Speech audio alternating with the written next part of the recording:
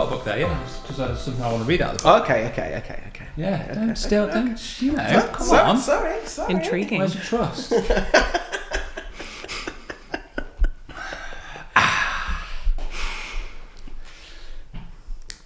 What are you waiting for me for? So You can get a roll, mate. Yeah. We are, it's a Monday. Yeah, Tuesday. Yeah, it's going out on Monday. Yeah. It depends on people listen to it. It doesn't matter. We shouldn't say when it is. But we need to just kick off by saying that the last few tickets are remaining for the Christmas party. Whoop, whoop, whoop, whoop, whoop. And they may have gone when this episode goes out. I don't know. But as you said, go and click that clickety thing in the last episode, and you'll find the tickets on the clickety link. Yeah, they're there. So yeah, are you all right? Did you have a nice little lunch then? Yeah, it was lovely. What did you have? Salmon. Yeah, salmon. I love my salmon. Yeah, you do, don't you? You do. You wouldn't love it if you saw some of the programs I've seen on salmon. Oh no. Anyway, here we are. We're another idea. We're another idea. Podcast for creatives, entrepreneurs. And we just want to level up their business. Yeah, and we just want to drop great bombs for you. Yeah, inspire you, and here we go. Just have a bit of a chat, don't we? Yeah. Just good, friendly people. Yeah, we're not here to preach or to tell you what you've got to do, but just to have a conversation and just to chat with people. Yeah, just like good friends at the pub. We're not far off episode 30, I don't think. I kind of lost count. We're getting there. We're close.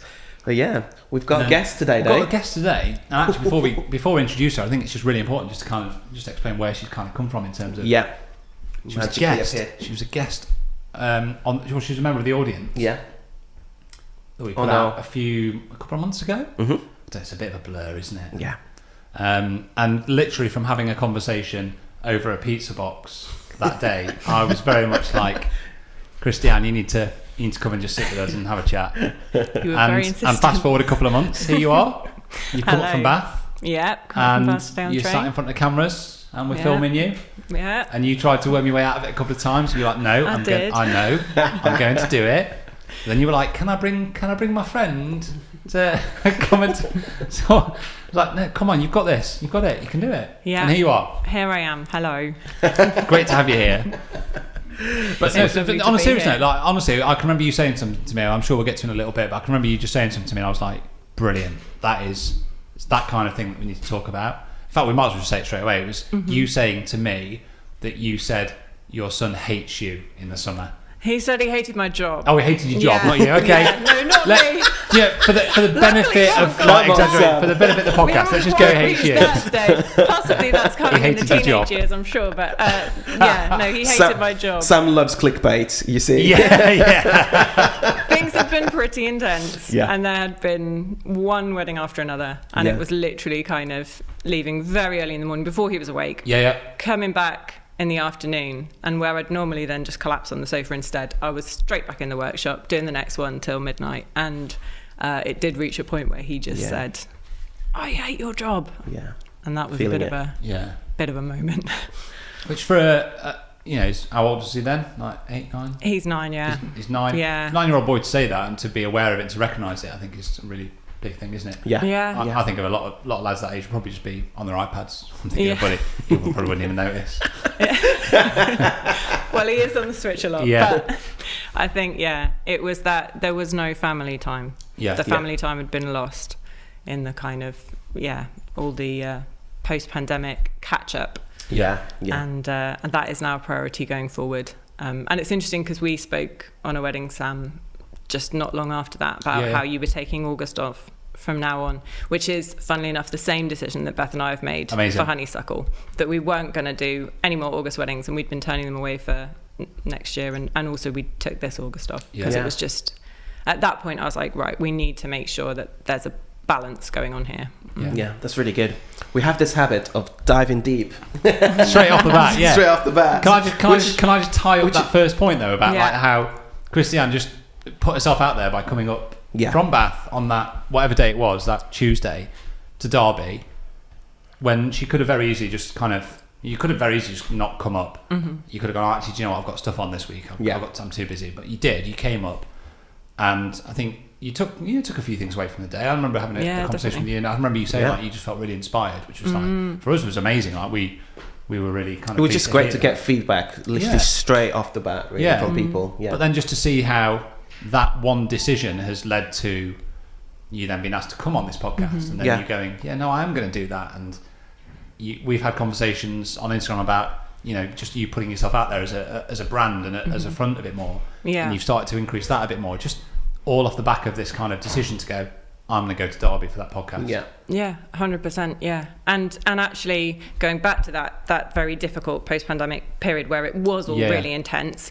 I think I'd lost a little bit of my kind of joy for it all. And coming up here, I was quite intrigued by what you guys were doing anyway. I was already following you on Instagram and listening to the podcast, and I'd met Sam on a couple of weddings, so I'd kind of got that link and I was already watching everything.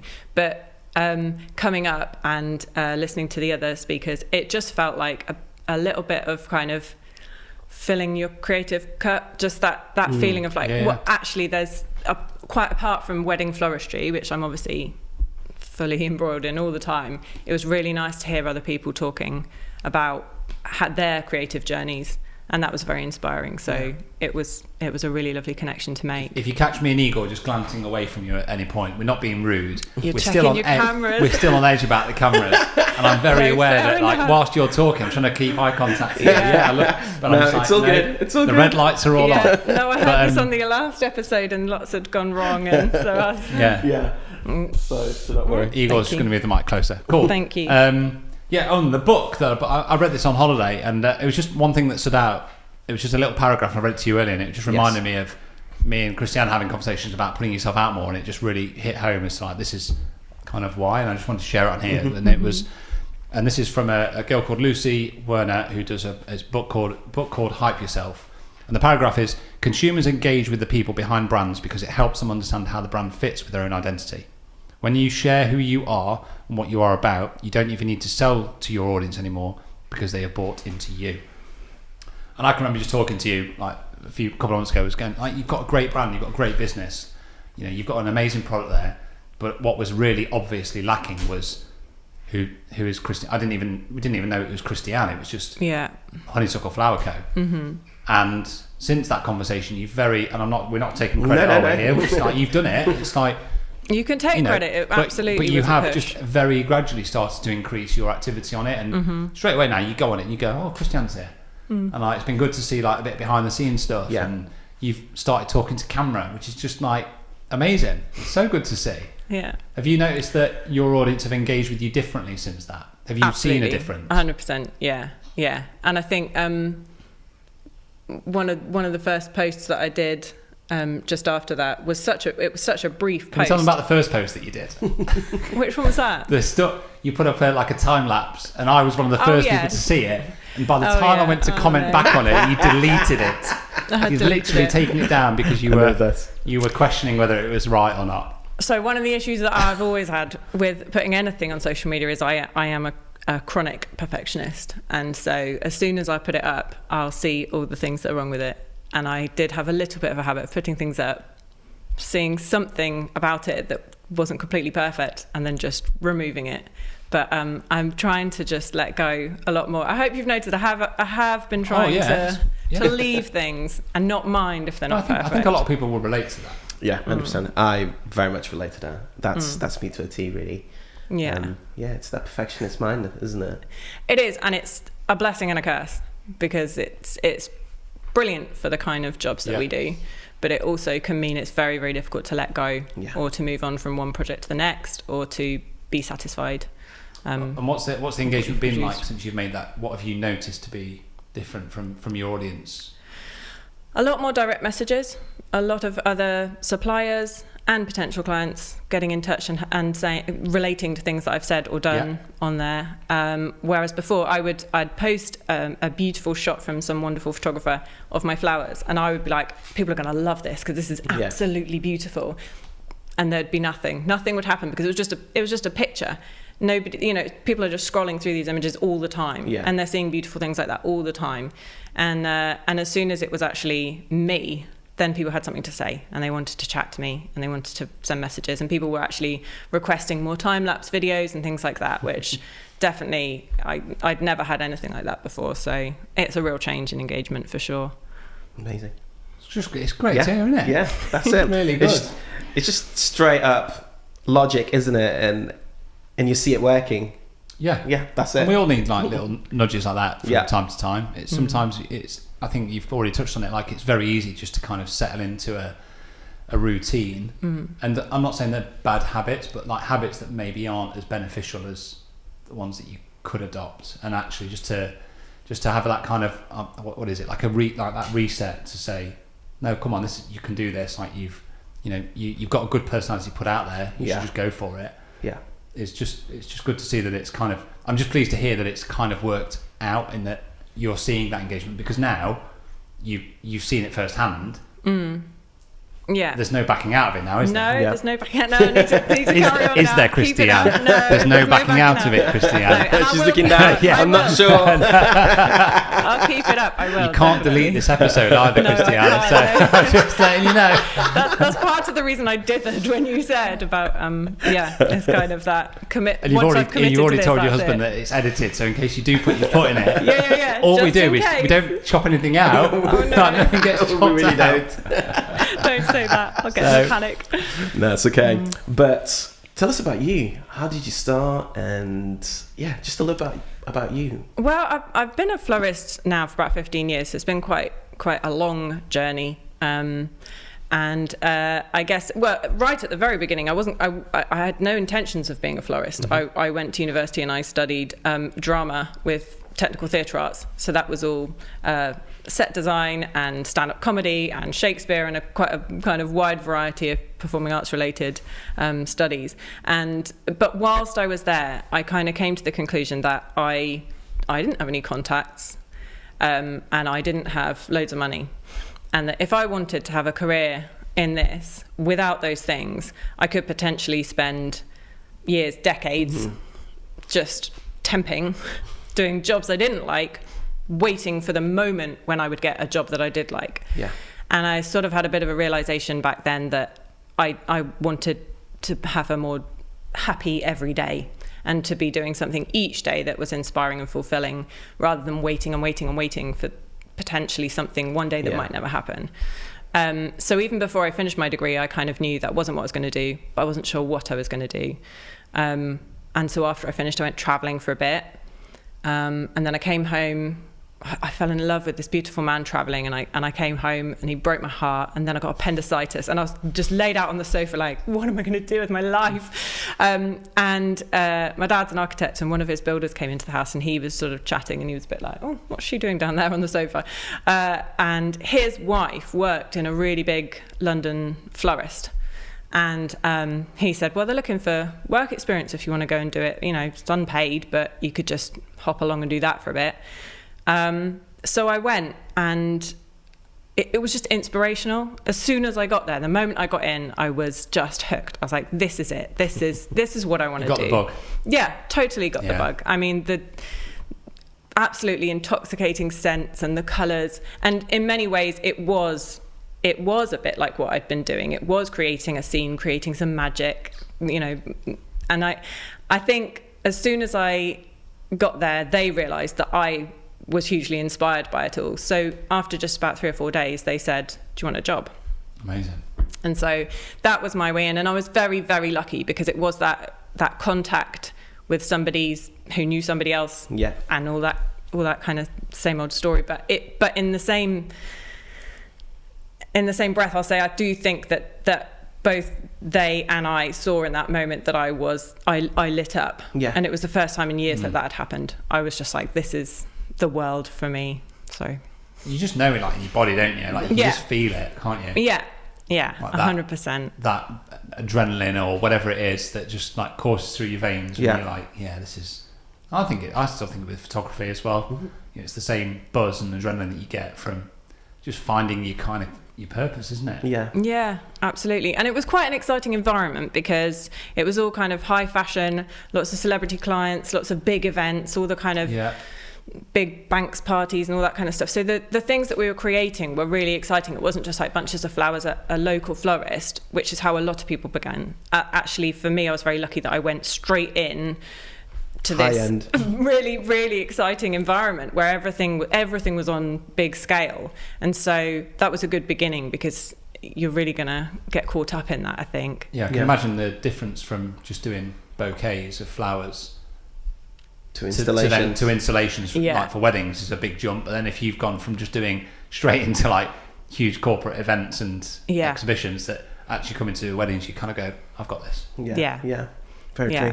I love the fact that they recognised that you were really excited about it, or really, really in it because you loved it. Because most of the times when people do enjoy certain things, it's a conversation that happens at home or something like that, and you sort of like unload, oh yeah, I did this today, I did that. But to actually have that being recognised at your actual workplace, it says something about you. So well done. Well, I think also I am quite a sort of excitable person generally. So I think I was straight away just like, this is what I want to do, guys. So if there are any jobs coming up, just let me know. You know. So it was. So really, if they were sat here telling us, they'd just go, she forced us into giving her a job. Yeah, that's probably the other side of that story. We could actually not say no. Yeah. Fair. And that was what, 15 years ago? That was 15 years ago. Do you miss the drama world? No, I don't think so. I think it was the right call, and I love being where I am. There's a lot of people that are in that industry that what you described of like just kind of waiting for that moment to come along, that big dream job. Yeah. I don't know. Is it kind of like it must be daunting? Making it as a Premier League footballer. It's probably like 0.5% of. It must be. I imagine it's a pretty savage industry. Yes, I think so, and I think you either need a bit of money so that you can keep yourself available and free for every single call that might come in, or you need to have some contacts. And if you don't have either of those things, and you've got to work for a living, and you might have to turn things away because of that, it's quite a precarious position to be in. You could be doing that for a really, really long time. And like I say, I think I just really wanted to know that I'd be doing something I loved every day, and I genuinely can say that I am. I love every day floristry. It genuinely does. You know, the couple of weddings I've worked with you on, it's like your passion for it like really comes across very quickly. Like you're clearly heavily invested in your couples and the product that you're offering. So you know, it's no surprise really that you've been going 10 years and you know, still got big plans, haven't you? I think from what we've spoken about. So we're still. Just to go on for a slight tangent from that, like how physical is the industry? So, Sam. So, Igor.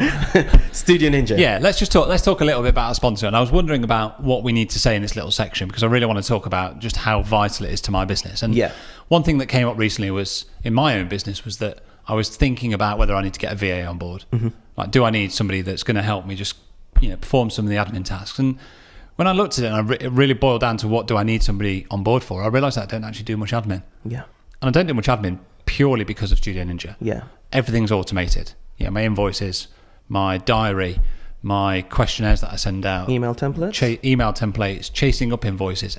You know, everything's fully automated to the point where it doesn't take a huge amount of my time anyway. So it kind of defeats the whole point of a VA. So for me, it is a very integral part of my business. Yeah. And I think when you're running a business, you're self-employed like we are, you know, being efficient, being productive, making sure that things run in the right order. If you find yourself doing any kind of repeat task, you have to say to yourself, why am I repeating this? Automate it. And if you can automate it, then that's it. And that's really where Studio Ninja fits in with me and my business. And they have very kindly given us a discount code, haven't they, for this podcast? So what's that discount code, Igor? Another idea. And another idea gets you 50% off your first annual subscription. Yeah. So it's just a no-brainer. I mean, I wouldn't even be hanging around. Just go and look at Studio Ninja. Just go and do it right now. But thank you very much, guys, for sponsoring this podcast. We love you. We appreciate you. Keep it up. We love Studio Ninja. Go on for a slight tangent from that. Like, how physical is the industry? Very. Because I imagine that's something that often doesn't get. You know, you talk about it being very kind of. We talk about like the aesthetics, like how beautiful everything is. But then I'm like, your hands must be absolutely trashed. Yes. So it's It is very physical. There's a lot of heavy lifting.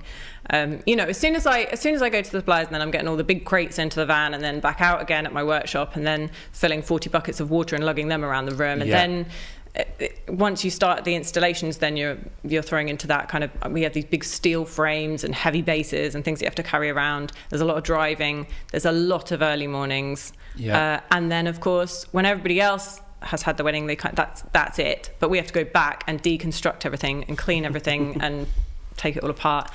And there's a lot of smelly buckets of water and stuff. It is the not so fun bit for sure. Yeah. Is that the case all the time? So you literally have to deconstruct all the time, or do you sort of get the chance to leave it, or no? No, never. I guess because a lot of the time we're working on quite big installations and things, so then our frames and stuff are all there, so I have to go and get them back. Yeah. And also we always like to try and kind of tie all the flowers into little bunches and things like that, so that people can keep them, because it is one thing that is then there for a few more days after the wedding, because the wine is drunk and the band goes home, but you can keep the flowers for a few more days. How has it taken you this long then to go to the gym for the first time this year? To get the guns going. I don't know. Actually think about it, what spurred that on? What made you do that? What made me go to the gym? Having a bit of time for myself, I think, was a big thing. And I think wanting to feel that I could, because there is a lot of heavy lifting. I was getting a lot of kind of bad backs and bad shoulders, and I thought if I really strengthen up here, I think it's gonna help. So that was kind of. Do you know how to use a treadmill now? I think so. That sounds like a really kind of patronising comment, but I'm saying that because pre-recording, Christiane said she'd never been on a treadmill till this year, so that's not. No, I hadn't. Which is amazing. I'll still stick to the same equipment every time. I'm just doing the same. Oh, You see the benefit of it though. Yeah. You enjoy going to it. Yeah, Good. and actually, also just mentally, the benefit of it. Just I always feel really, really good. It's good headspace, and I come out feeling like that's been really worthwhile. So how did the transition go from being that high-end floral place to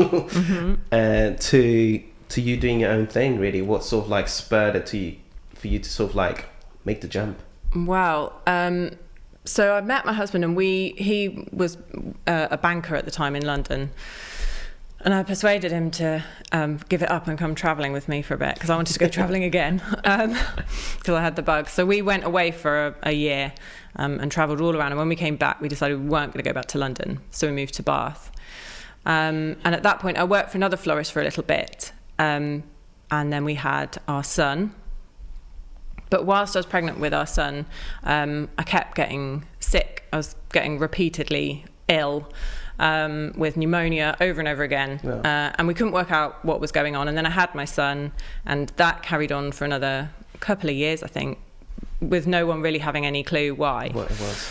And then eventually, almost by chance, they discovered that I had TB. Okay. And at that point, it was so impossible to go back to my old job. I'd tried to go back, but either, you know what it's like with a little one, when they go to nursery. I can't even begin to imagine how hard it must be for you just to have a newborn son and to then to not feel that physically great. It must be an awful place to be. It was rubbish, and I'd lost an awful lot of weight, but it was difficult for people to kind of recognise why, I think, because everyone was like, well, you're breastfeeding, or you're losing sleep, or you've got a newborn, so it is just hard. Yeah. Of course you're stressed. It could be, exactly. But then, of course, when he started nursery, as I'm sure you guys will know, he then caught every bug going.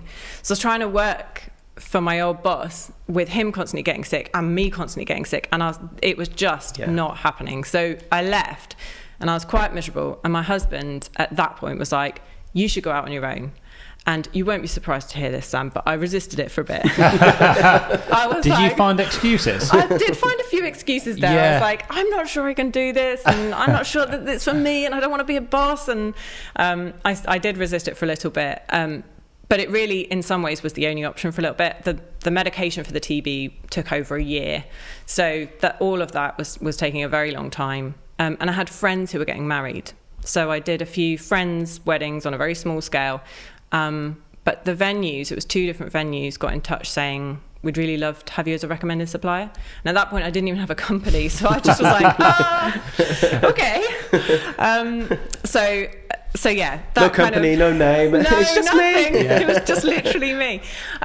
So I decided I was going to go for it, and I went for it in a small way initially. In fact, the company was called Honeysuckle Bee back then because I was beekeeping as well. Beekeeping. I was beekeeping, yeah. How did this not? Did we miss How that? did this not come up in the notes, Igor? But then alongside my toddler and my illness, my husband was like, look, we do not need several thousand bees to look after. Can we just put that to one side, which was fair enough, I think. That's a wise comment. So yeah, I eventually changed the name to Honeysuckle Flower Co. And yeah, then Beth came on board. So Beth was somebody that I'd previously worked with at the company that I was working in Bath. And she had a son at the same time as me. So the two of us kind of worked together. She did most of the office work, still does. Florist friends, mummy friends. Exactly, yeah. And it worked really well because we'd met through work. So we knew we could work together because we'd already done that for a couple of years. But by then, as you say, a mum friend as well, we'd spent a lot of time together. And so we were really close. And she's still in the business now, isn't she, Beth? And she's pretty much your right hand. She is absolutely, 100% right hand woman, and yeah, I think we'll always work together. Yeah. So that's been a brilliant part of Honeysuckle's growth, and I don't think we could have done it without that partnership actually, or certainly not in the same direction. She's always the one that's driving me to do stuff when I'm more reticent. But yeah. But it's good to have that support, though, isn't it, from somebody? And, it's amazing. We've talked about it before. It can be quite a lonely and isolating career when you're self-employed and you're on your own. It can be. Yeah. A lot of people don't get it and they don't understand that. Yeah. They go to their offices and they just chat to Sue down at the water cooler, and we don't have that luxury all the time. But to have somebody in your company that's able to share that journey with you. Yeah. To soundboard off and to nudge you along when you need nudging, or to whatever it might be. Yeah, and she's so passionate about it. I'll often get messages at like 11 o'clock at night. I've seen this thing. I think we should do this. She's always thinking about it, and she's always 100% as invested in it as I am. So that's really special, I think, and unique to have somebody that's that passionate about it. Yeah, sounds like you two have had a good ride together. But has there been any challenges that you've had throughout the years? Absolutely. It's actually, I think our growth has been in many ways much slower than it could have been. And that was held up by, as a result of the TB, I then had fertility problems. So I was trying to have our second baby for quite a long time, and had a few miscarriages along the way. And then Beth was also in the same position, so she had some miscarriages, and running a wedding company, particularly where you're doing a lot of heavy lifting when you're both trying for babies, is quite hard. So that was really challenging, and mentally I think we were both feeling that we wanted to be able to put our families first. We also wanted to be able to put the business first. And so there was a real kind of tug of war going on for both of us of how much we could give. And we have for a long time now been having to turn work away, and perhaps not taken opportunities that we might otherwise have taken, just because there was that massive challenge. And then I did fall pregnant. But that pregnancy was, I won't bore you with the entire story, but it was a real challenge because I was in an awful lot of pain, and something was very clearly wrong. But I went down to the hospital and they scanned me, and they were like, nothing is wrong, everything's fine. Even with all the complications beforehand. Even all the complications beforehand, and your body telling you that something was terribly wrong. So. I then collapsed, and I was like, I had to go to hospital quite quickly, but I'd basically had an ectopic pregnancy, which they'd 100% told me it wasn't when they'd scanned me. It's when the pregnancy begins in a fallopian tube instead of in the womb, and obviously it can't grow there because it's tiny.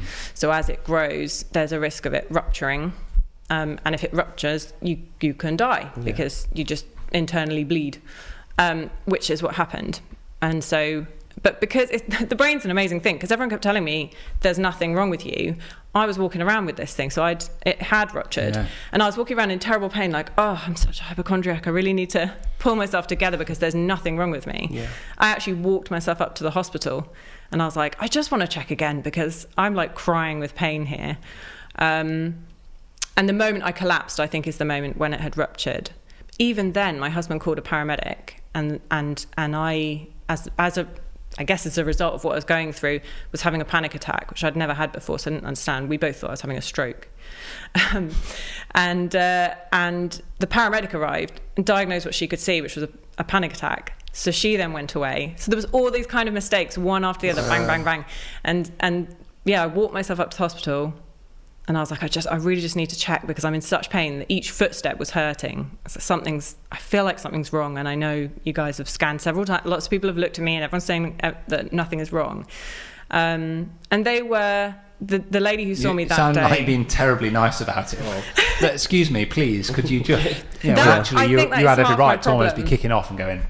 I think that's half my problem, and not sort of advocating for myself and not being able to say, you guys are wrong, because I felt they must know what they were talking about. You trust medical professionals generally that they know what they're talking about. But it was an ectopic pregnancy, and it had ruptured, and I'd been internally bleeding for several days, and they said, we've got to have an operation right now. And I was like, can we wait for my husband? He's an hour away. And they were like, no, you've got to go in right now. And then I went in, and that when I woke up from that, I knew that, number one, I couldn't have any more babies naturally, and that I'd lost my baby, and we'd already spent several years trying, and that was a real low moment. But it was also the fact that, as you pointed out, I'd kind of not fought any of it, and I felt for a long time a real terror and fear about anything like that happening again, because with both the TB and with the ectopic, things had been misdiagnosed, mistakes had been made, and I had not fought or stood up for myself at all. And so after that happened, I then had sort of PTSD symptoms for a few years, and that was a really intense time, because I sort of went into a bit of denial over what had happened. And so I'd go to a wedding, and I'd be driving there in the van, and I'd just start sobbing, or just stuff would come back, and I'd just be sobbing, and then I'd get to the venue, I'd be like, right, makeup, hello, here are your flowers, just completely blocking all of that stuff out. And so hard. It was a very intense time. I get it, but it's I think it's hard. It's very hard for me and you to relate to that. Yeah. But we will have gone to weddings where things are difficult. I mean, they're not even comparable. They're not comparable. Exactly. So I'm being very careful here with what I say. What you've been through is incredibly traumatic, and I'm not surprised you had PTSD. Yeah. Fair play to you for battling through and going and doing your job like that, because I think I think it would break a lot of other people. Yeah.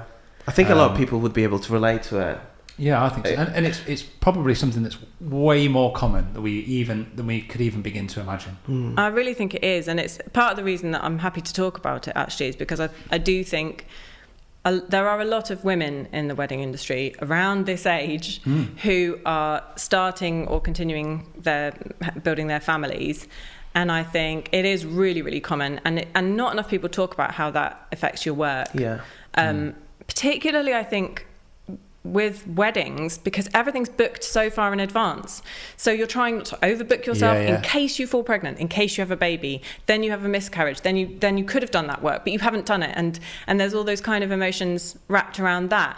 And it felt like, for a long time, for both me and for Beth, who also was having fertility problems of her own, we were sort of holding our breath a bit and not It's hard enough planning it when you haven't got fertility problems, isn't it? Yeah.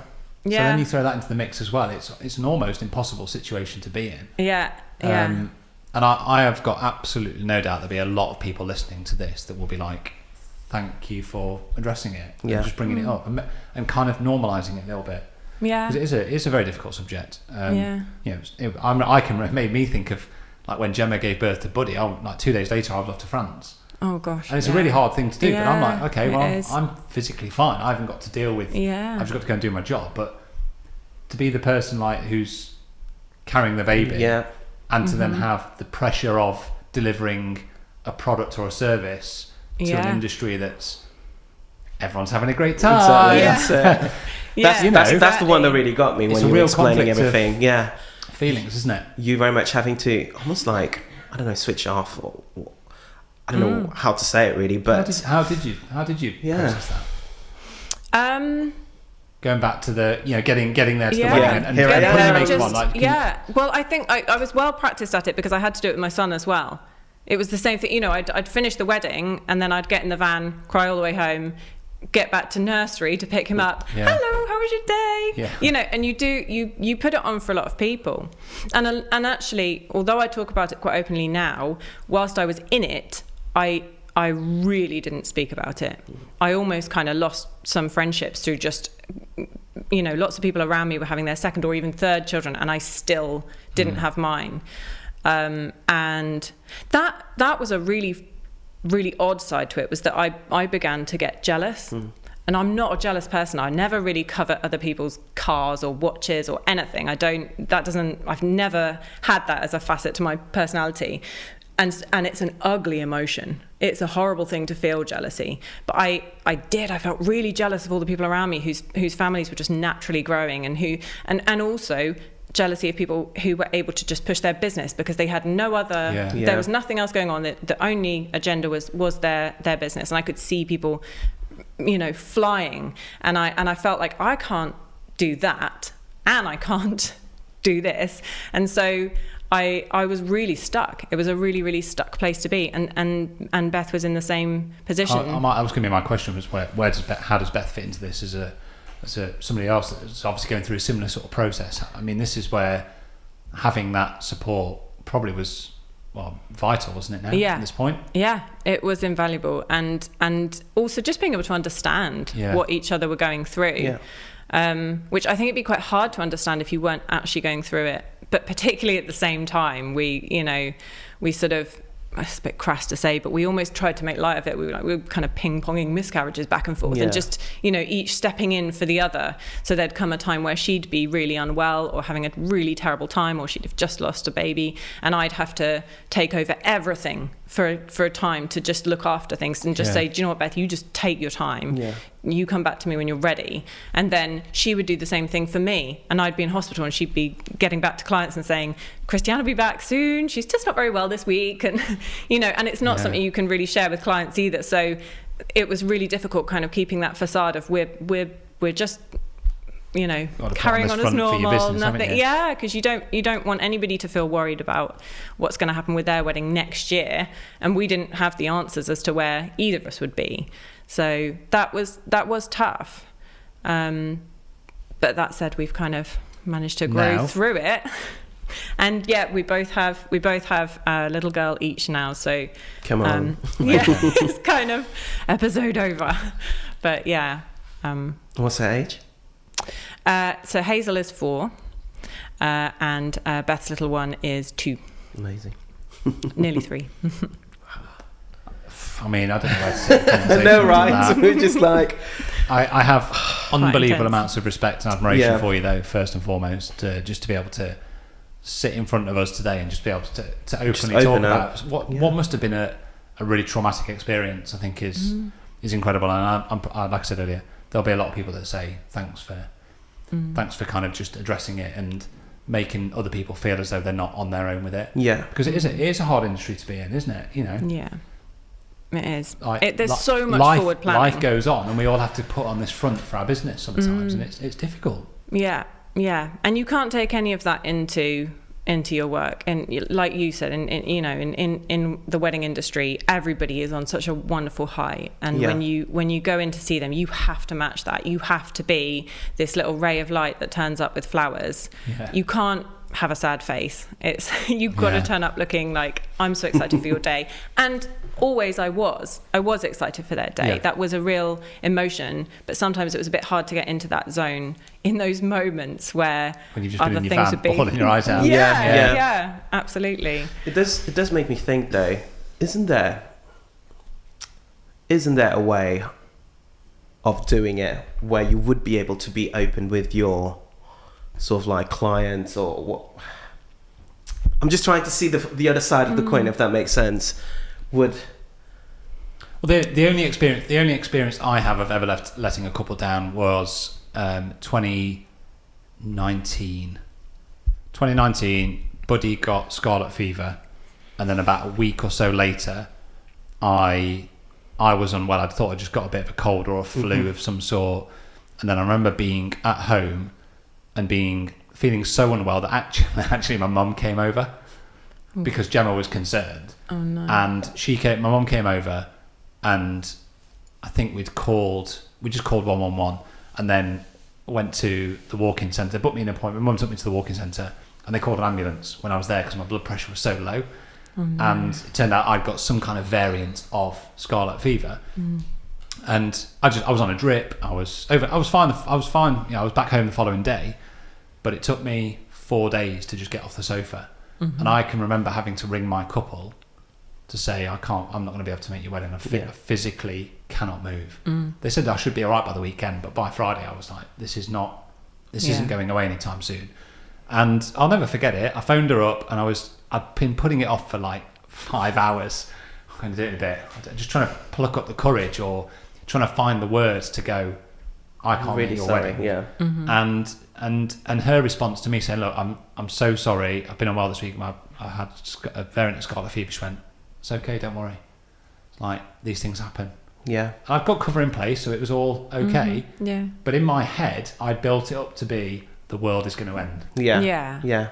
That's what I was trying to get to see if there's a way. But I don't. It could have gone the other way. Yeah. True. You just don't know, do you? Yeah. No, it depends very much on the couple, I think, as well, and their on their experiences, reaction, their background, how they are as. We've all had those clients. The spectrum could be quite wide, can't it? Yeah, it true. certainly can.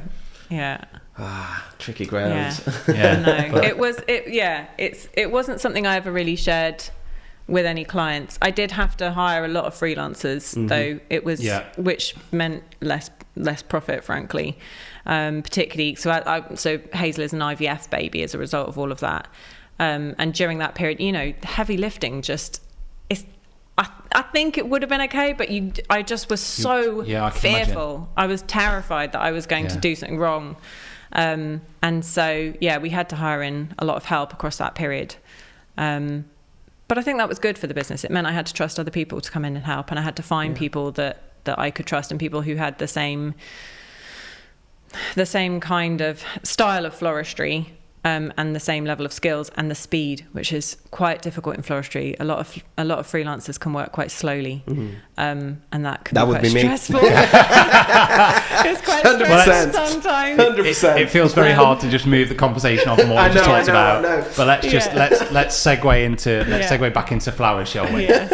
I just want to ask you about client expectations versus reality. Okay. Because I've always found myself like somebody that doesn't really understand. Obviously, I understand flowers, but when I look at flowers, I often see such variety and subtle differences as well that I find all I can find myself thinking is, how do you convey that to a couple and say, it might be like this, but it might be a little bit different? Do you understand? Like, do people come to you with a specific Pantone colour for a leaf? Do they? Wow, okay, let's talk more about that. Okay. Yeah, so people do sometimes come with their own mood boards and colours and say, this is the exact thing I want you to match. And I have to explain that, flowers are a natural product. Yeah. And seasons, but even just weather, there can be something that's quite a specific shade of maroon, and then the next year it's almost pink. It's it's shifted because of various different weather patterns in whatever country it was grown, and so we'll always try and get as close as possible to what they've asked for, but it is a natural product, and some things aren't available and other things are different to perhaps how they were in that image. And also it's quite difficult as well because online a lot of what they see is not the true colour. So photographers we know that from, monitors and grading, filters. People are editing things and so they'll say, I want this thing, and you're like, that doesn't look like that in real life. It's not that colour. It's actually much more something else. The expectations thing, and I think Pinterest and Instagram can be so inspiring for couples, and it is a really fantastic tool to have all that imagery available to us, but it also means that people see a lot of stuff that they like. And sometimes that can be quite tricky because people will come to you with just hundreds of images and they're like, I love all of this. Choice, isn't it? There's a lot of different stuff going on here. Let's just fine tune this We're on the down verge to of having a new exactly what kitchen, you and need. we're finding it almost impossible to agree on. Well, I just want a new kitchen, man. Just want a new kitchen. Just do it that colour, send it off. But it is. It's just the possibilities out there are endless. You find yourself looking at new things on Instagram and being like, oh, I love that. Yeah. It doesn't fit with what. Yeah, and quite often once we've already created everybody's mood boards and things and they're all settled, you'll get a lot of emails in between saying, I've seen this thing. Here we go. Can we just change that, or can we add this? And that I don't mind that process because that is just a part of it, but it depends how intense it gets. Yeah. And how frequent the correspondence. Would you say that you have a specific style? Yes, I think we do like everything to look quite wild. Yeah. I'm not one for symmetry, and I don't like things to look too kind of... There's a quite kind of old school side to floristry with very neat arrangements, and that's not us at all. We like everything looking as if it's just kind of spilling out and it's grown there, and it's all just very kind of magical and dreamlike. And that's our kind of style that we... And finding freelancers to match that has been quite a lengthy process, but we do now have lots of girls that work with us on a regular basis that we know and trust. Chain them in the van, have you? Pretty much, yeah. Just come in here. Let me just put this on your arm. Funnily enough, I do have chains in my van, but not for the freelancers, for the arrangements. That was a joke, by the way, if anyone's listening. I'm not for a second suggesting that Christiane chains people inside her van. I've never done it. Good idea, though. Honeysuckle Flower Co van gets pulled over by Bath Police next week. We just received an anonymous tip-off. So how many people would you get to have on a wedding, depending, let's say big scale, and then you can narrow it down really? So the most that we've taken to an event, I think there were 8 of us, but more likely there'll be 3 of us. It's usually 2 to 3. And then there's a few each year that are bigger, but we tend to kind of... Well, we at the moment, because we're still in it. So me and Beth have always had this saying, we're muddling through. We've been saying it since the start. We're just muddling through. You know, we'll be so organised one day. At the moment, we're just muddling through. And you know, we're sort of 10 years in, and we're still muddling through. And frankly, I think we always will be. I'm pretty sure every single person listening to this will go, oh yeah, I've been muddling for that. Muddling through. Welcome to the muddling club. Yeah. And so I forgot what we were talking about. I went off on a tangent. People, the amount of... the number of people. So yeah, okay. I'm here to hold your hands. Well done, Igor. Because we're still muddling through, we still have to limit the number of really big events that we can do, because we still have small children. We can't be doing massive scale events all year long, because they're really time intensive in terms of the prep, because also we do a bit of styling, so there's a lot of kind of candlesticks and lanterns and all that other stuff that comes alongside it. You mean you don't just get a few flowers and just put them on the table? No, not normally. No. Sorry, I'm just being a bit naughty there. You're always naughty, to be fair. No, so it is quite a lot of prep, and so we've been trying really hard to. I've seen the vans. I mean, it's huge. They're huge, aren't they, florist vans? Yeah. You know, you can tell the amount of work that goes into it. Honestly, it's astonishing, really. Yeah, and actually, I'm gunning for a bigger van now. Go big or go home. Yeah, what I really want is like a really great big long Sprinter or something. But what are your sort of like, which is the perfect question really for what you said, what are your sort of like future plans for the business besides muddling through? Get a bit more organised. I think it would be really, really nice to get to a point where we were doing less events across the year. So at the moment we've kind of got a few really big events sprinkled through each year, and then in between that there's lots of little bread and butter type ones, which are really lovely to do, but in terms of family life, that does eat into your year and limit how much you can do with your kids. And in terms of obviously my son not hating me, ideally. He hates your job. He hates your job. Hates my job. Not you. Ideally, it would be less events but bigger ones, because that is where we get very excited. One thing you talked to me when I I picked you up from the station, you talked to me about work next year, and that you're you've actively turned work away for next year. Yes. Can we just explore that for a moment? Like your reasoning behind that, where that's come from, and how you finding that? Yeah. So we decided to put into place a new strategy post the pandemic shit show, which was just so full on, where instead of having loads of events trickling through the whole year, we would say, okay, these 2 weekends we're going to work and these 2 we're not, in each month or something like that. And it's kind of led a little bit by the first few inquiries that we get. So once we've got a few things booked in, we're like, well, we're already working that weekend, so we might as well go hard that week. Let's take 3 weddings that week, but then none the week after. And that's where we're turning them away. So it's because we need to protect a bit of family time. Yeah. We both have small kids and it's just too much otherwise.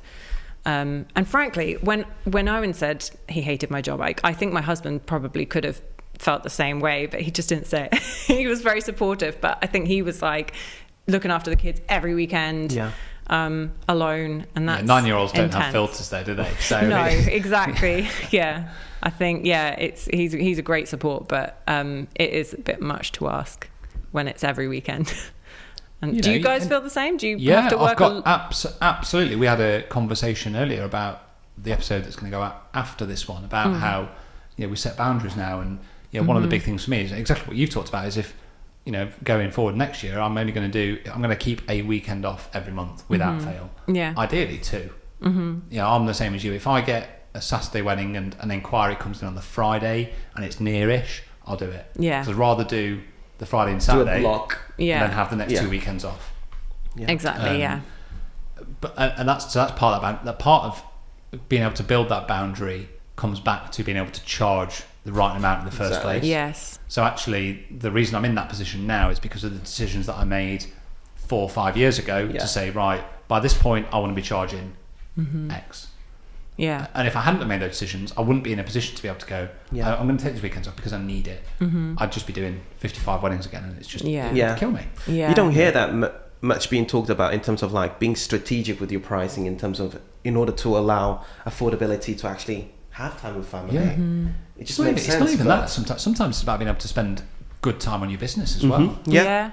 It's like to be able to do the marketing task. Like once you start that motion and that movement of I'm going to work towards a stronger pricing strategy, everything kind of feeds into into being able to charge more, because you get more time to spend on your business, you feel more energized, you get time off, so you get time to rest. If you're constantly fighting the numbers and the volume, there's no way that you can scale. No.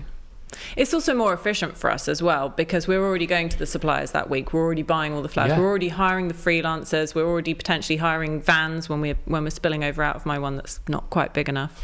And so, for us, there's a bit of efficiency. I'd love to say Mercedes sponsor us, but they don't, unfortunately. No, that's just a shout out to Chris. Sorry about that. But it's a much better way of working for us to group them together and have a bit of space in between. But it has meant turning away work. Yeah.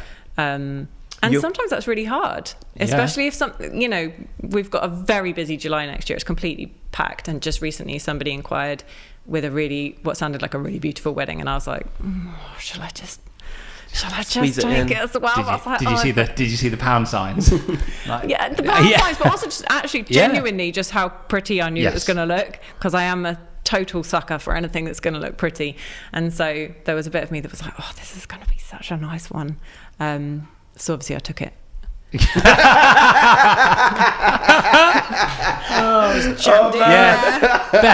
Beth, just a little something about that really busy July we've got. I just added another one. That's exactly what happened. It's a good job you got those girls chained to the inside of the van, isn't it? I thought you were going to drop a really good bomb in the sense of and I just said no, just to keep my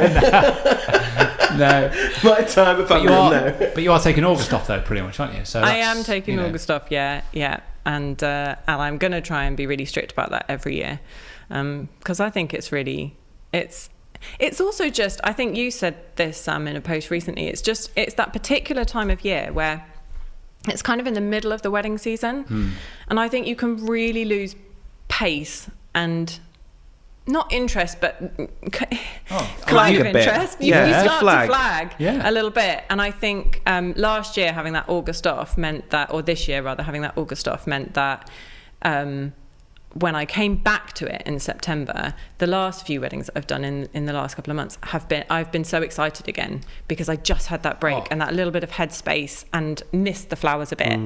And that was really quite important, I think. Yeah, I feel absolutely the same. And this is, I'm by no means critiquing anybody that I've shot previously in previous years, but I would often go into September knackered. Yeah. And I would still go to those weddings and be like, come on, I'm going to do it. But this year's definitely made me realise that I've got more fire in my belly in September than the October weddings this year than I've ever had before. I feel like I'm starting the season again. Yeah. And you gotta love September. I love September. Yeah, it's absolutely love great September. It's the best month. Best couples get married in September. I got married in September. Yeah, I thought that might be coming. It's lovely light as well. Everything just looks so gorgeous and golden and yeah. And it's early signs of autumn. Yeah. And destination weddings, I much prefer at that time of year. Like the Ibiza and Morocco that we've just had. The weather's just dropped enough just that it's still sunny and beautiful, but it's not the crazy 42s that we had this year. So, yeah, I was gonna ask. It sounds like your inquiry rate is quite high. Yes. Obviously, you've been in the industry for a good amount of years, but that aside from being in the industry for a long time and being able to acquire clients, how do you think that has happened? How do you think that I'm just really good at my job. I don't know if you know, Igor, she's a bloody great florist. No. Come on. I don't know. It almost grew despite everything that we were experiencing in the last few years and all the kind of setbacks and that feeling of holding back and holding our breath and being like, we can't quite go for it yet. And funnily enough, the year when I really felt now we can spread our wings was the year of the pandemic, which just felt like such a kick. I was like, no, after everything else, how has this happened? But yeah, I think it's just been one of the early points you made was about how the first couple of weddings you did, like venues were like, can you come on our list? Yeah. So you obviously haven't just gone to those weddings, just done your job and then walked up. You obviously built a relationship or had some kind of connection with somebody at those venues. How integral has that kind of venue relationship been for your business over the 10 years? It's crucial. So a lot of our work, well, for a long time actually, because in the time that we've been building, Instagram has obviously grown, but at the beginning it wasn't really a thing. Yeah. And everything was about the recommended supplier lists. That was how we began. And so it was a really good way to begin because people would have open days and they would just tell every client, this is the florist on our recommended supplier list, and there would be only 2 or 3 of us, and we all there's never any competition because there's enough to go around, right? So myself and the other florists would always be sharing, and that's fine, but it was a really easy way into the business because I was getting recommended every single time. The only slow part of that was that obviously when people are looking around, they're booking for a year or even 2 years away. So obviously you guys must have had the same thing, but when you're right at that very beginning stage, you're kind of waiting for those first weddings before you can really but the venues asking us to be on the suppliers list has been a really, really positive thing for us, and it's continued to happen as we've grown, and that's just because we're good at our jobs, I think. That's amazing. Yeah, well, it's being good at your job, but exactly what you've just talked about in terms of having a kind of a positive sharing and open approach with other businesses. Yeah. It's like we talked about it before, but if you're like, this is my island, this is mine, go away. Sharing approach is crucial. Sharing is caring, isn't it? And ultimately, what goes around comes around, and there's enough work out there for us all to. Which is one of the things that I've noticed really within our industry that I've always quite admired about florists, that you do tend to work together, team up, even though you have your own business, team up with each other quite a lot. Well, because and I think there's always an understanding that you might well be short-staffed and need each other. And that happens a lot. Other people ask me, and I ask other people, and we'll go and help each other out. And so that's a really nice side of it. Especially one of the big changes that's happened in the floral industry has been kind of a move to using more sustainable materials. And I can't say that we're 100% green yet. It's something we're trying to work towards, but it's very difficult. But it's been really interesting working with other freelancers and other florists who have new ideas of how to do things, and we've shared how we're doing things, because we're all working towards the same goal there, right? Yeah. Everybody's just wanting the whole industry to become greener. Obviously, it sounds funny to call the floral industry not green, because it. Can you just explain what that means? I mean, I've seen it firsthand. I've seen the changes, but can you just explain to people listening what a greener industry means for the floral industry? So part of that is, well, probably one of the biggest changes that we've made is not using floral foam at all anymore. Which is that crappy green stuff. It's the crappy green stuff. It's really the bad mushy for the mush. planet. It's really bad for the planet. It is the best product to use as a florist. Like, nothing else is as good as it. It's easy, it's fast, it's convenient, and it is terrible for the planet. And so moving away from that was really tough, because everything else that we tried, all the other kind of alternatives and things that people were coming out with, were just not as good. The products weren't as good. And eventually we've kind of, through watching what other people were doing and through a lot of experimentation ourselves, we've ended up with using moss in baskets, and that is it's working. It's quick and it's better. But yeah, there's a long way to go for the whole flower industry. And then another side to it is locally grown flowers, which I've struggled with a lot, because we use the flowers that come from the Bristol market, which comes from the Dutch markets, the flowers there come from all over the world. They're coming from Ecuador and Kenya, and wow. It's when you think of all the flights, all the fuel. Some of them are just even moved around Holland about 5 times before they get brought here. We have stuff that's grown here in Britain that gets flown to the Dutch markets to be sold to British customers and come back again. It's like what? The industry is insane. Really? Yeah, really. That genuinely happens. That happens, yeah, especially with British grown lavender and things like that. So it is. Somebody's having a laugh. No, but the Dutch markets have been in place for hundreds of years. Yeah.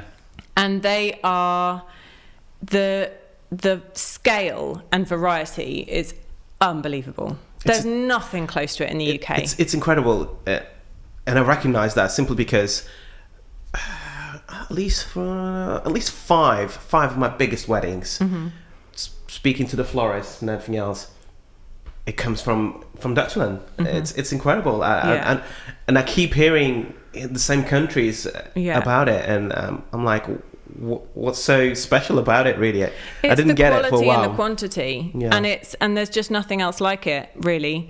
And when we have tried to buy locally grown stuff, it's been beautiful. But for instance, somebody sees a California wedding on Pinterest, and there are hundreds of beige-coloured roses. Well, nobody's growing hundreds of beige-coloured roses for me in 1 week of the year. That's just not really. And there are some really amazing flower farms like Usk Valley in Wales. They're a really good one. We've been using them a little bit, and they're brilliant. But they are, all of the British grown ones are slightly more expensive, obviously, because they're working on a smaller scale. So it's a real challenge, and that's something that we are working towards, is trying to get greener and trying to use more stuff from. But I assume clients come into you wanting that, though. Yeah, they do, but often only until you tell them what you can actually get hold of. Okay. And I think it's easier for flower shops, because having a mixed bucket of beautiful, lovely things that have been grown locally is perfect. If you're just getting some flowers for your living room or something like that, that's perfect, and then they're just gorgeous. But when you want bigger quantities, and when you want really, really large scale quantities, then it's quite tricky to get hold of things, and you really need to be almost requesting things.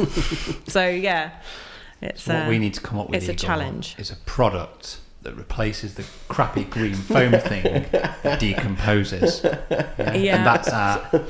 Another idea. That's our shortcut to our millions, isn't it? Yeah. We can just come up with you that and product. everyone else. There are lots of people trying, and there are alternatives, but none of them are quite as quick and easy yet. Okay. Yeah. What's the green my Montserrat plant looking a little bit at the top? What have I done? I've moved it today because I think it needs a little bit more light on this side. Enough. more water. More water. Okay. Yeah, a lot more I do water. try and water every week, but I kind of went to Ibiza last week. So. It's quite And it's large, quite big. so you That's can what I was probably gonna say, give it's it quite a large. good amount of water. Then. Yeah. Right, I'll ramp it up then. Yeah. I'm always wary of like over watering them, and that's the thing. I think that's true with a lot of plants, but I'd say with this that one, you can just go for it. Okay, Yeah. yeah, cool. All right, thanks. Thanks for that. Igor, we're 1 hour and 3 minutes into the recording. Yeah. Everything's still working. It's good, isn't it? Exciting, isn't it? We haven't had to stop. We can just keep chatting. Yeah. Should we just go again? It paid off. Yeah. Thank you, Tom Wright. Can I ask you who inspires you as a kind of creative florist? Where do you take inspiration from? Do you take it from the industry, or does it kind of? So from our point of view, like we look at films or magazines and you know like lots of other marketing material, and we can be inspired from that from a visual point of view. Do you take a similar approach to things, or are you inspired by what your industry is doing? What gets your creative heart going? I don't know, lots of things actually. So sometimes there will be florists that we follow on Instagram, and people that Beth and I will send to each other and be like, look at this amazing thing they've made. There's a lady called Amy Osaba in the US who we often say, what would Amy Osaba do? What would she make? I love that. I'm going to check her out now. She's quite incredible. And so I love her floristry. And there are lots of people that I follow and think they're fabulous florists, and in the UK as well. But also just, I think this year, I've done a few random things. Like a good photographer friend, Katrina Bartlam, who I've worked with quite a lot. She said, "Do you want to come to the Van Gogh?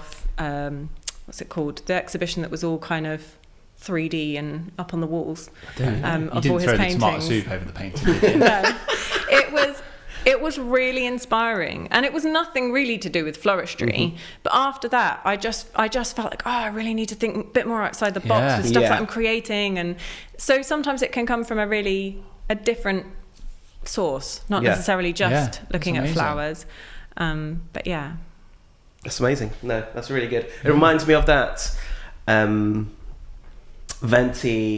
Venti campaign that we were watching that Merlin put on the other day. Oh yeah. Was it Venti or Fendi? Rihanna. Yeah. That's the one. Where the installation. It was an underwear show, wasn't it? Yeah. I'm not going to wear underwear, but the installations, they were just incredible. Yeah. It was a level of production that I've not seen before on what is ultimately a catwalk. Yeah. Really. Yeah, it was incredible.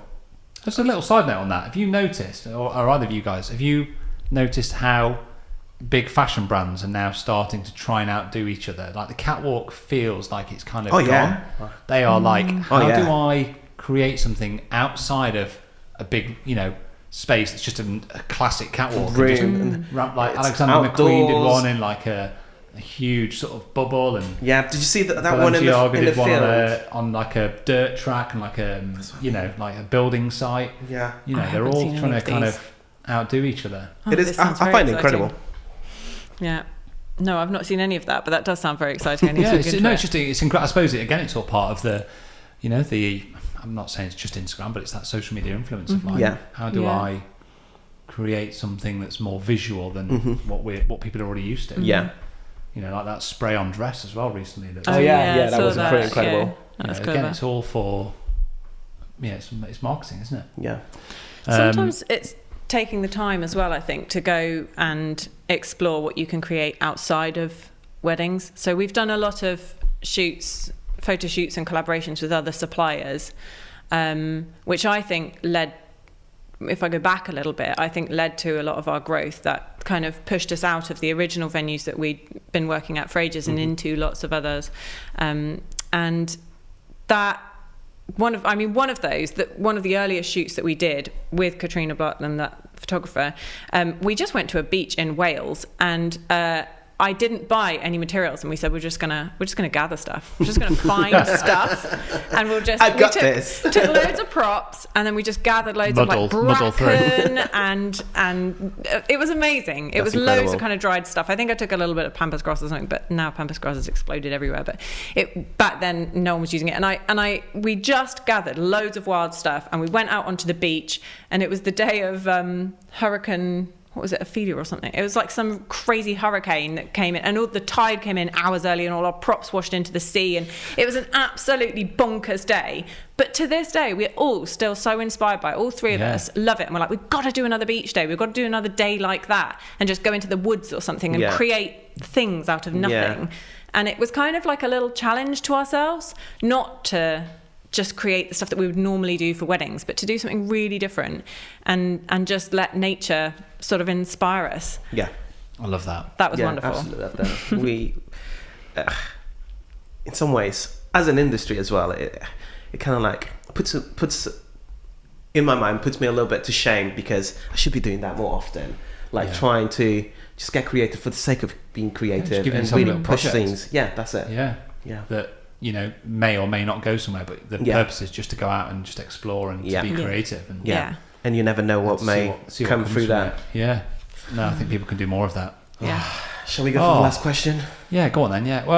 No, can I ask one more? Yes, you can. If you were starting out in the industry again. Oh no, am I going to ask that? That's the same. No, it's not the same question. No, it's not. Oh no, okay, I get you. No, yeah. No, just breaking into the industry now. Mm-hmm. You know, if you were coming into the industry, or you were trying to get into it, how would you advise somebody to start out? What would be your kind of your advice to somebody wanting to kind of maybe move into the wedding floristry industry? I think photo shoots and connecting with other suppliers actually is probably the quickest way to get imagery out. And once you get imagery out and onto sites like Instagram, I think that's where you might begin to kind of gather a bit of interest. Getting in with the suppliers, you know, I joke that it's just because we're good at our jobs. It was also kind of chance. Perhaps they were looking for a supplier at that moment in time. I don't really know exactly why they asked us, and that was a brilliant beginning. But actually, I think in terms of our own personal growth and anything that we did to grow, it would be photo shoots and collaborations and things like that. And like I say, you don't have to spend a lot of money on it. There's a temptation with flowers to buy hundreds and hundreds of pounds worth of flowers and really go to town, and we have done that on occasion, just because it's fun. But you can it's like, it's hard to explain to the accountant though when it's your husband. When it's your husband and he's like, do you really need these things? 2K on flowers? It was entirely necessary. But yeah, I think just making those connections with other suppliers, partly because they then might recommend you, but also because you guys can all kind of get creative together, and you can have a bit of free reign over what you're creating, because a lot of the time with weddings, obviously you're working to somebody else's vision. And whilst we'll always try and inspire them and share our ideas with them, they'll already, most of them will have come to us with an idea of what they want. And so shoots are the one place that you can just choose exactly what you want to do and what you want to put out there, because what you put out there is what you're going to get back. And if you put out things that look really luxury and beautiful, then you're going to appeal to people who want a really luxurious looking wedding. And that, so I guess that's one tip. And while I have this looks like it's hold on. This looks like it's going to be top secret. This has come directly from Beth. While I have a microphone, I have to speak to all the photographers that are listening to this, because I think there are quite a lot. Come on, let's go. Which is to say that when photographers are photographing an event, quite often we will create like the most incredible stuff, and then the photographs come back and it's not there. It's just not even, it's not, you know, we'll be doing arches and all sorts, and it's just like some faded background behind the bride and groom. Obviously for ourselves, we'd love to have more, but I think I sometimes feel really disappointed for the couples, because those couples will have spent so much time and effort selecting those flowers and how they want it to look, and got a lot of money in a lot of cases, and quite often there's just no record of it. So all the photographers out there, please remember to photo the flowers. Amen. Photograph the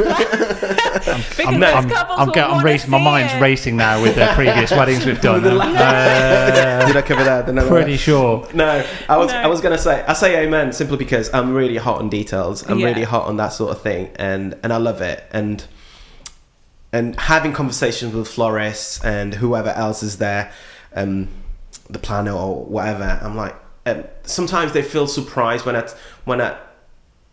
they ask me, oh, can we get images at the end, sort of thing. I'm like, yeah, of course, because literally we all teaming up here together towards their vision. And it's just sad to hear and see sometimes the fact that it's a surprise sometimes to certain vendors that photographers wouldn't give images. They're missing a trick. Yeah, it really is. They're missing a trick. Really is. In fact, this is one of the things.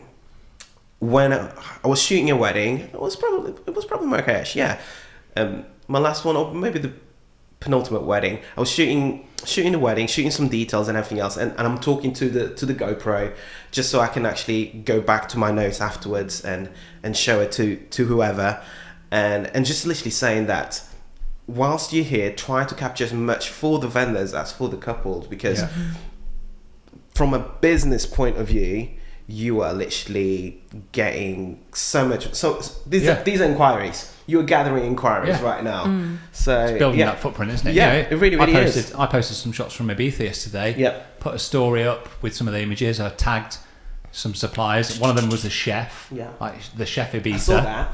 The chef Ibiza reshared it. And then 5 minutes later, a planner that they follow, or a luxury Ibiza wedding, messaged me to say, love your work. Are you available in 2023? Yeah. This is just from me sharing an image and tagging it.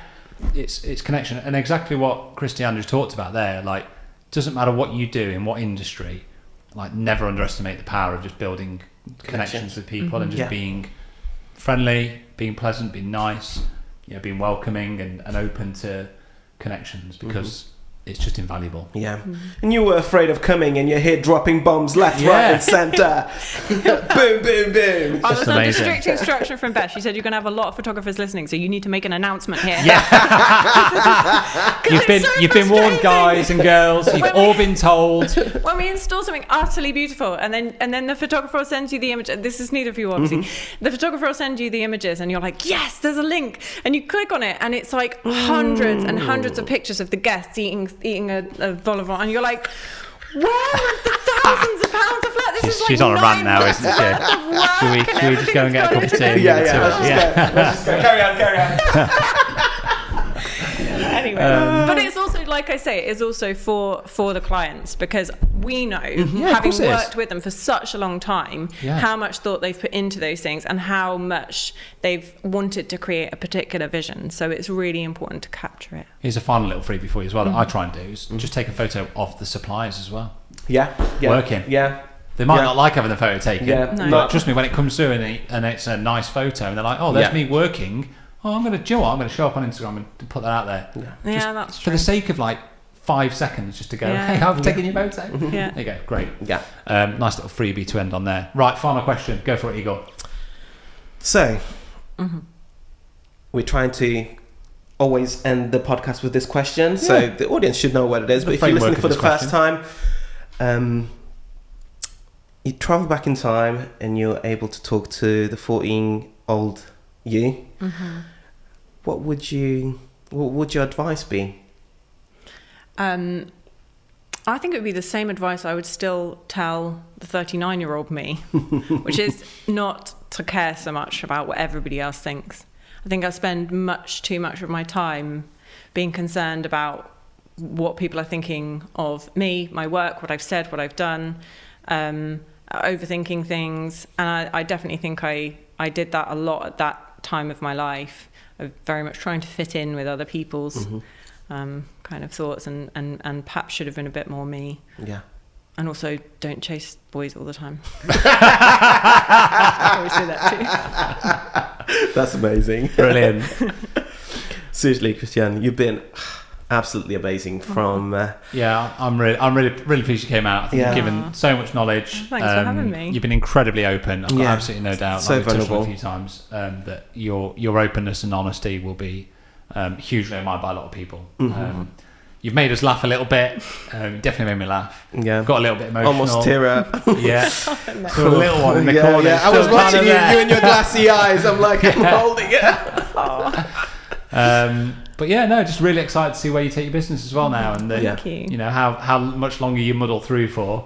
But so many good little takeaways, and just really good sound bites, and just well done everything you've done over the last sort of decade in your work. Thank you. And here's to the next decade, and hopefully it's a little bit easier. Yes, Yeah. Fingers crossed. And should everybody come to the Christmas party? Everyone should definitely come to the Christmas party. Absolutely. I was going to say that. Thank you so much for coming up to Derby. Really appreciate it. You're amazing. Aw, thanks for having me. That's it. Amazing. You want to breathe now?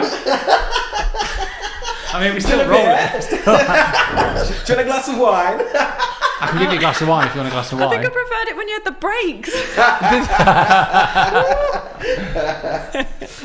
Should I stop it then? It's only like outtakes. No, it's good. No, we're good.